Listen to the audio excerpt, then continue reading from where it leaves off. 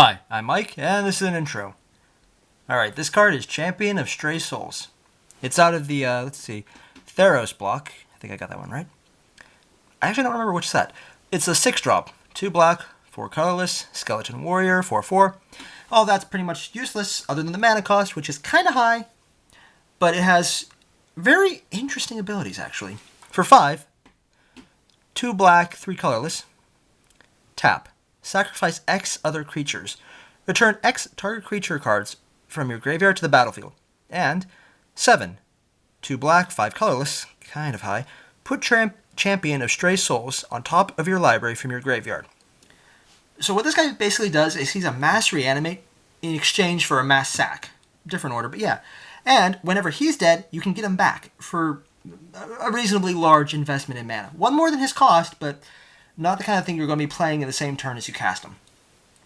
Because he has such high cost abilities, and he's a high cost card himself, I normally wouldn't call 6 high, but considering everything else he does requires mana, I would only really play this guy in either a incredibly efficient artifact EDH deck, where you have a lot of mana being produced really fast, or if you're playing a straight mono black EDH, where you're going to be ramping out the wazoo. It's not really practical otherwise. Because for this guy to really work, you need to have a lot of mana to work with. Short of that, he's just kind of a dead card. Because a 4/4 for 6 is not really good for what he's really useful for. And you can do so much better in black or artifacts that he's not good otherwise.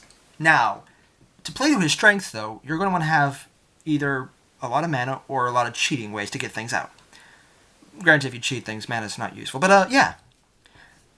Assuming mana's taken care of, the first thing you're going to want to do for him, of course, is have things to reanimate, such as Fleshbag Marauder to take away your opponent's, useful toys.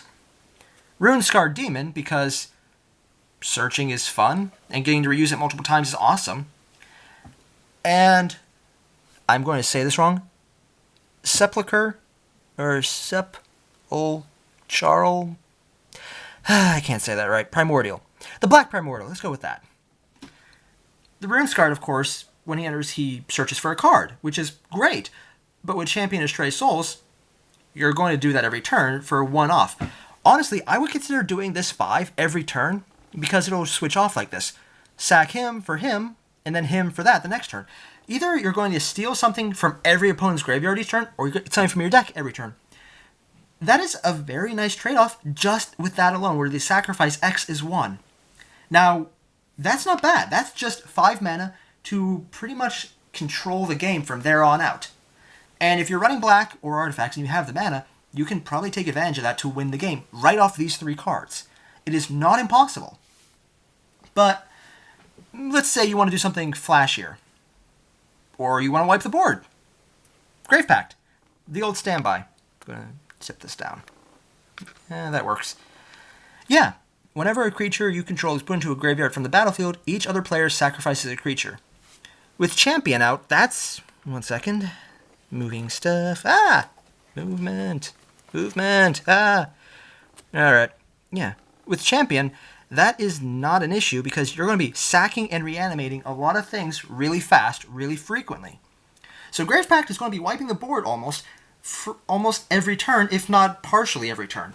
It won't be long until people just won't be able to really justify casting anything that's a creature because it will not stick. I mean, short of Host of Herons, I think it's Gisela, who says you can't be forced to sack, or the one Eldrazi Priest, the green one elf that says you can't be forced to sack. Short of those 2 cards, this right there is a really good way to stall out the game for anyone who has any creatures, which is pretty much everyone who has a creature as a general. I only say that because of those planeswalkers now who are general allowed, but yeah, short of that, they're really good. Now, there are other options though, because on their own, this is not a win condition in the same way this could be. And even here, this could set up a win condition. For another way to set it up, take advantage of something dying. And a lot of things will be dying frequently, so this guy will let you mill up as many cards as you want. Or draw out. And since it's a May, you can't mill yourself out with him, unless you choose to. Which is entirely possible because, I think it's, which one is it? The blue guy who says whenever you mill out or draw out, you win the game instead of losing. It's entirely possible to sack so many things and reanimate so many things so many times while drawing off this card that you can mill yourself out. And winning off that is completely possible. I wouldn't recommend it though, because that would be a blue-black deck, and the mana could still work out, but straight black or straight artifacts I think still works better. So I think monocolor decks is actually better with Champion. On the other hand, for a straight-up win, there's two decent options. One is Blood Artist, in which case you're basically just going to keep doing this every turn until everyone is dead, and you get a lot of life off this, so if people hit you, chances are you're still going to have a really nice advantage, because when your opponent's creatures die, if you have Grave Pact out, you're going to get life. When your creatures die, you're going to get life.